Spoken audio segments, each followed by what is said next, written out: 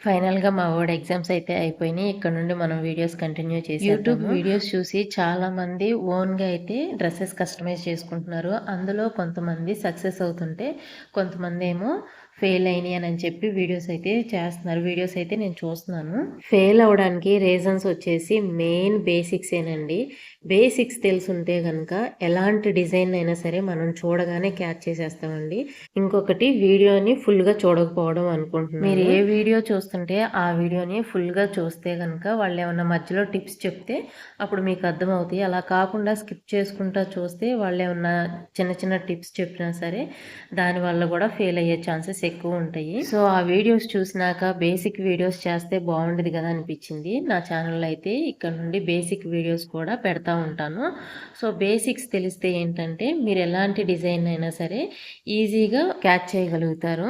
ఫైనల్‌గా ఏంటి అంటే సమ్మర్ కోసం అని చెప్పి కిలో 600 అంటే మల్ కాటన్ ఫ్యాబ్రిక్స్ తీసుకున్నాను ఇన్‌స్టాగ్రామ్‌లో. నేను ఈ తీసుకొని కూడా 2 మంత్స్ అవుతుంది. ఈ కుట్టేసరికి సమ్మర్ కూడా వెళ్ళిపోయిద్దేమో. ఇంతకీ బేసిక్ వీడియోస్ అంటే ఎంతమంది ఇంట్రెస్టెడ్‌గా ఉన్నారో కూడా కామెంట్ చేయండి.